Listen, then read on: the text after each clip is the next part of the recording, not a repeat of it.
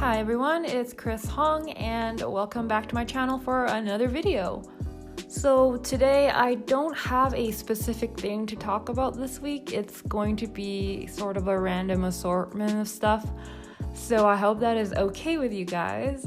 I didn't get up to too much this week. I did a couple of studies in watercolor and I was mostly busy with my store. I had a Boxing Week promotion going on, so I was just busy managing that and, packing orders and getting them ready for shipment and promoting the sale on social media. And doing all that takes a surprising amount of time. So I was able to film a few clips of me going through the motions of making prints, and I show you more or less how I package my prints, so I hope that will be at least a little bit interesting to see for you guys. I know when I was about to open up my online shop, I was looking around on YouTube for clues as to how other artists were packaging their prints and their products. And what else I have to show you here today is this study of Jungkook from BTS that I did in watercolor. So I made a decision earlier this week that I want to start doing these studies on a bigger scale, and that is because I would like to be able to eventually sell them as I paint them. I think that's better than just hoarding onto them, and I want to get to a level where it's professional enough that I can sell them. And since I've just been doing them in my watercolor sketchbooks or on lesser quality watercolor paper, I haven't been able to go beyond painting it in a way that is not just a study, but it could be considered like professional work. Basically, what I mean is I want to get these studies to be of a more professional quality where I can sell them as originals. And I forgot to mention this in my year in review video that I did last week. I want to venture into more of the fine arts realm. I have zero background in fine arts. I didn't go to school for fine arts, and I know really nothing about gallery work and how that works. But I think starting off with being able to sell some of your originals and establish yourself as someone that has sold a bunch of their originals is a good start. So I do want to try that. So since I made the decision of wanting to sell the studies that I do as originals as I paint them, I know that I have to start doing them in a bigger scale and on good quality archival paper that I could sell. And I'm not used to doing these portrait studies that I do in a bigger scale like this. They're usually just in my sketchbook. They're no more than 3 inches tall. But yeah, I think this was one of the challenges I had with painting Jungkook here.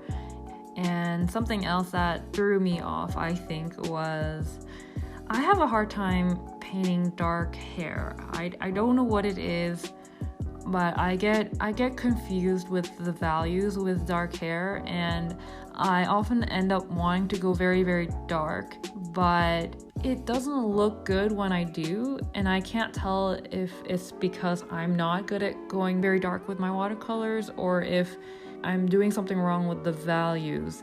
So in the finished painting, you will see that the background and the hair are kind of blended together in a not so appealing way. In some areas that was on purpose. For example, the very far side of his face and the background, I wanted them to blend together so that side recedes into the background, and the side that's closest to us, that stands out. But I really do feel like I lost the sense of volume in his hair when I went a bit too dark on the top of the head, where I think I should have kept it lighter. So you'll notice that I mostly used an angled square shaped brush for the painting, and that is because I wanted to keep it very, very deliberate in the shapes that I was making and I try to use the bigger size brush for the most part so that I wouldn't get lost in the little details too soon. And another reason why I wanted to do a watercolor painting using only the angled brush was because when I went to Benjamin Bjorklund's workshop and he was doing a watercolor demo for us, he only used a square brush as well. And if you guys haven't heard of this artist, he is a Swedish painter, and I've been admiring his work for a while now, and he's actually the one that prompted me to start oil painting because I was just so mesmerized by his oil paintings. And when I decided to go to his workshop in October 2016 in Toronto, that's when I decided to pick up oil painting, and I just picked it up like 2-3 weeks before attending his workshop. So I owe him for making me want to start oil painting. So he was using this straight whatever brush the whole time on his watercolor, and I really liked the effect he was getting with it. And I noticed he really thinks when he puts down a stroke, as opposed to me, where my watercolor paintings tend to kind of come about in a state of panic and chaos. He really thinks about every stroke he's putting down. It was very methodical watching him, and that is what I try to do with my study here, but I did get lazy towards the end and kind of careless, and that is when I started messing up, I think. I blame the timing when I painted this because it was just for dinner time and I was kind of hangry. So lesson of the day, don't paint on an empty stomach. So back to talking about Benjamin Bjorklund, he's actually an artist that I'm really, really inspired by, and you will probably see me trying to embody his sense of aesthetic because I'm really into his look, his style. He's really good at lighting, and his compositions are really interesting. And what I really like about his work is that it's often really simple. It's often just focused on one thing, one figure. Sometimes it's just a floating head, but he makes it so interesting to look at because of his use of lighting and his designing of the shapes that I personally find very appealing. I'll leave his information down below so you guys can go check him out as well. So that is really all I have to say about this piece. And to summarize, I would like to keep doing them on a bigger scale, and if they are good enough, I would like to sell them as I go. And speaking of selling originals, I actually sold my first original painting ever, and that was really exciting. It was of my little watercolor piece titled Sad Clown. It's actually one of my favorite little portraits that I've done from imagination. So it's kind of bittersweet to see it go, but I'm really, really happy that someone liked it enough to purchase it, and I really hope they love it as much as I do. Some people on my year in review video have asked me if I'm ever going to sell some of the original pieces that I've done, and I do plan to.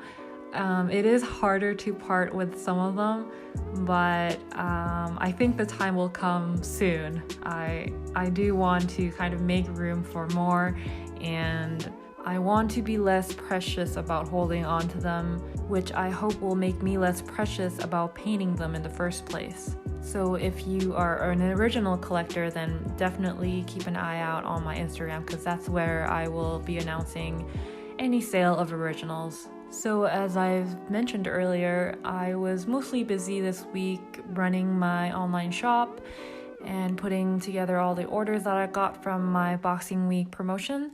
It's actually the most amount of orders that I've gotten ever in a week since my store opened in October 2017, and I'm so grateful. I am always so amazed to see where these orders are coming from. I think half the orders are actually international, not including the US, which still seems incredible to me because I personally have never ordered something from outside of Canada and the US. So for these collectors to have enough faith in me as a seller and for them to enjoy my work enough to make that purchase, willing to wait the couple of weeks that it's gonna take to get to wherever they are all the way from Canada, I think that's really humbling, and I can't thank you guys enough. Thank you so much. And to show you guys my appreciation, I made little extra thank you cards out of this sketch that I did quite a while ago, I think in 2016, that I really like. So I hope you guys like it as well. So earlier on, I also mentioned that I was busy promoting the shop as much as I was busy just running the shop in general. And I have to say that I'm not a natural salesman. I always feel kind of weird and kind of guilty about it. But I know that marketing is actually very important for us artists. If people don't know that we exist and know that what we have is available for sale, then we're never going to be able to make money.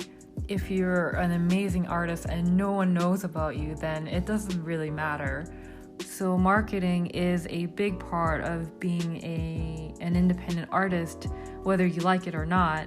And since I don't feel like I'm a natural salesman, I try to combat that icky salesman feeling by having work to post that is not asking for something, that is not trying to promote something. It is just content to offer to my followers. So for me, that meant having some other non-promotional related post along with the promotional type of posts, and to kind of sprinkle the promotional stuff along with the regular content so that your followers don't feel like they're being spammed. The reason why I bring this up is because it was the most amount of sales I've had during this Boxing Week promotion, and it was the most kind of promotion-y I've ever been. And it just goes to show you that, marketing, it is a necessary evil, and we shouldn't feel too bad about it because our livelihood depends on it.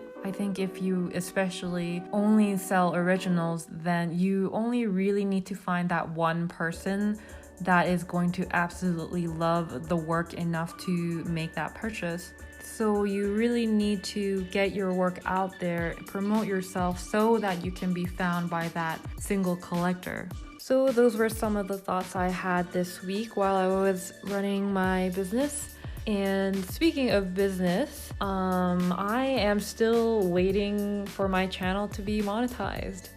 It's been over a month now and still yet to receive any answers from YouTube. And I've been on the YouTube health forums, and there are a lot of people stuck in the same situation as well. So that's a bit of a bummer, but I will just focus on other things like making art and making YouTube videos. So it will happen when it happens. So that is it for today. I hope you guys enjoyed this week's video, even though I didn't have one specific thing to talk about or a grand piece of artwork to share. I hope I was able to share a little bit of insight into my week and hope that was interesting for you guys. So if you liked this video, please give it a thumbs up. If you are new to my channel and you like the content so far, then you know what to do. And if you guys have any questions, feel free to leave them down below. Thank you so much for watching, and I will see you guys in the next video. Bye!